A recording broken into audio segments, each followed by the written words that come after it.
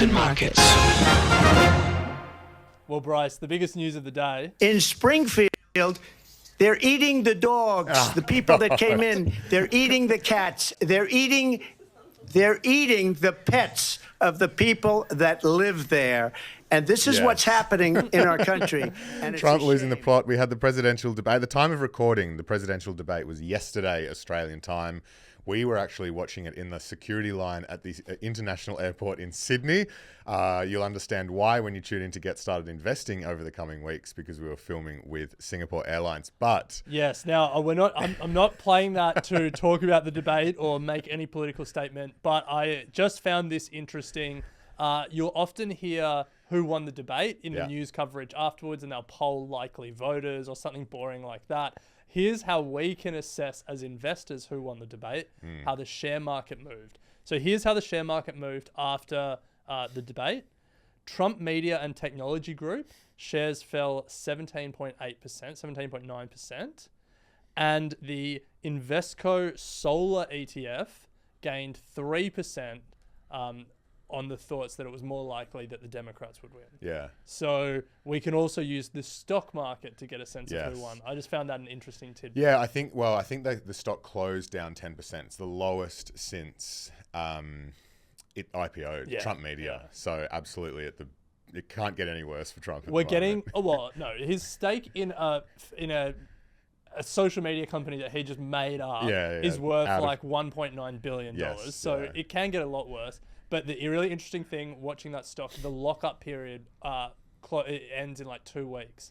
So Trump will be allowed to sell part or all of his shares. So it'll be interesting to see what he does. But look, anyway, we're not here to talk about that. I just wanted to bring that to the table. But 2 big news stories we want to cover off today. Apple's product launch and Rupert Murdoch's trouble. Yes, Apple launched their iPhone 16 last week. Apple's shares have risen 28% over the past 6 months as investors have grown, I guess, excited about the largest tech company, one of the largest tech companies in the world getting into the AI arms race. It is once again the largest. Oh, there we go. Back at the top. Microsoft and Nvidia have fallen off a bit. It was getting into AI. That was the story. The last 6 months, it's coming. iPhone 16, it's coming. Apple's going to get into AI. It's going to change everything. The announcement happened. Did it change everything? Well, everyone knew what the announcement was going to be, so they front run that.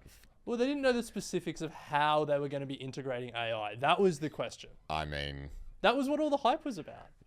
I guess so, but like, how much can you really do it beyond what we already experience with AI? Is my point. Like, it's going to just be a recommendation engine in your iPhone.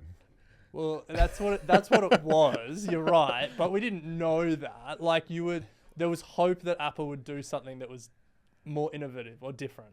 I guess, but I wasn't. Let me put it this way. I wasn't hanging hope there was going to be some whiz bang thing. To me, it was the announcement came when they said we're going to do we've partnered with OpenAI. Yeah, I guess Apple are the masters of taking technology and applying it to consumer applications in really elegant ways. Okay, well, what did you find interesting about the AI thing? Well, I think.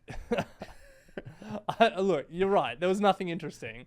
We didn't know it wasn't going to be interesting is my point. But look, I think you're right. Shares initially fell 2% on the announcement. They recovered to be flat for the day, but I think investors kind of shrugged. Yeah.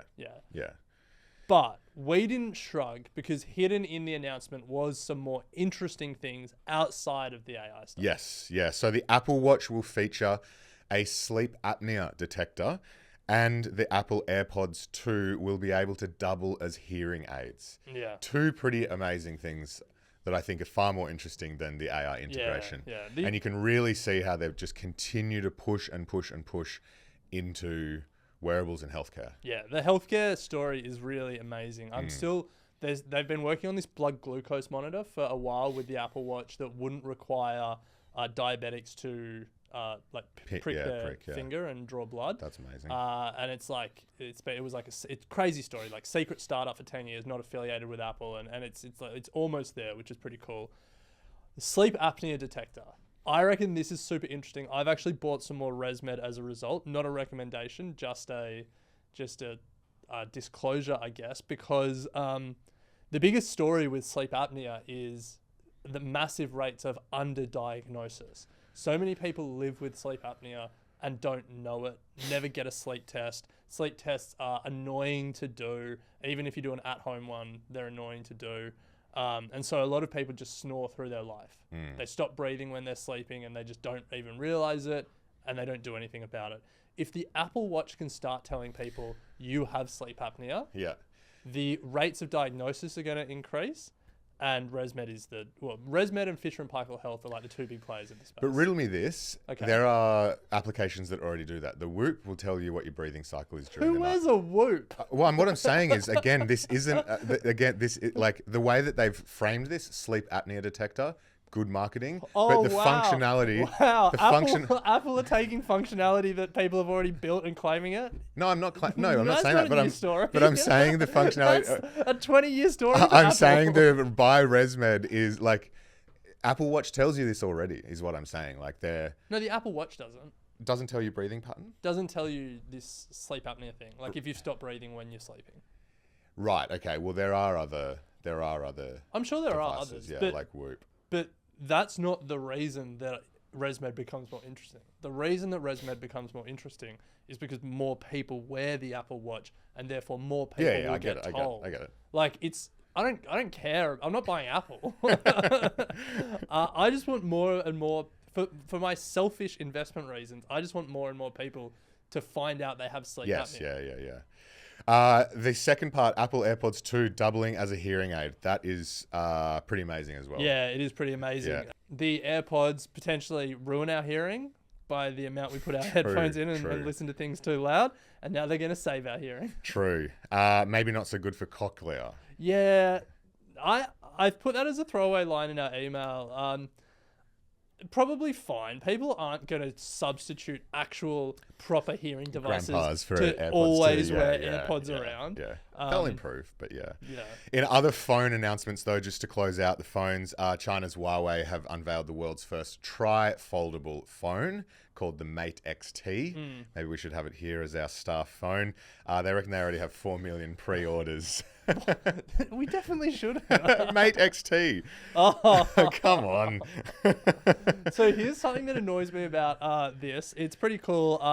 Have a look at our email. We included a photo, or just Google it, of the phone. They call it a tri-fold phone. It's only 2 folds though. It's three screens. So it's bifold. Sure. All right, let's keep moving. Rupert Murdoch's succession troubles continue.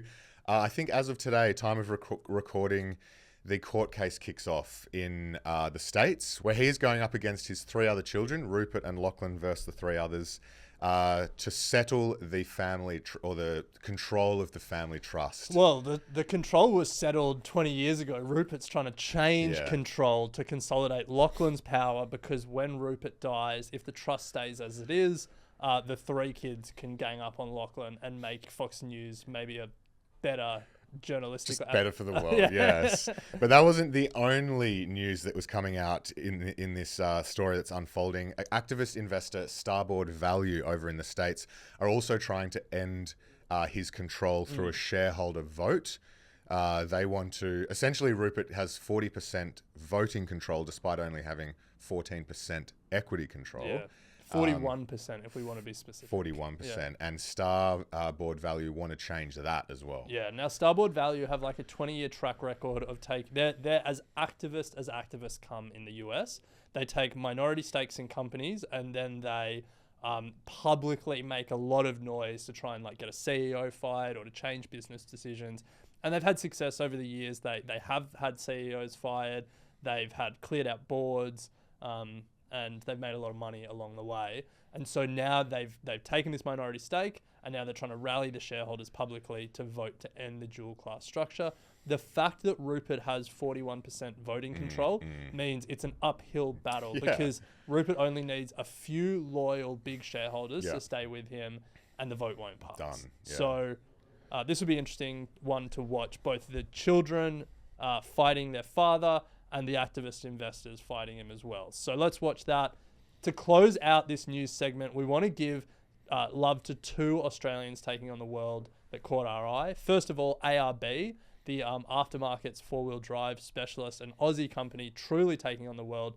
They're now looking at buying a US company, Four Wheel Parts, for $45 million to further push into the US market. Just a really cool story. They've more than doubled in value over the past 5 years, and it's just an Australian company doing cool things.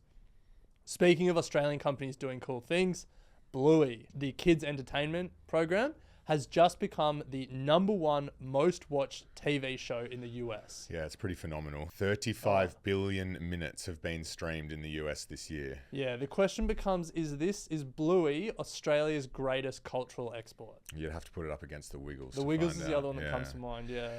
Well, if you want to keep up with the news headlines, make sure you're subscribed to our daily newsletter. There will be a link in the show notes or description. Equity line. I will say this about investing. Everything you do learn is cumulative. What I learned at 20 is useful.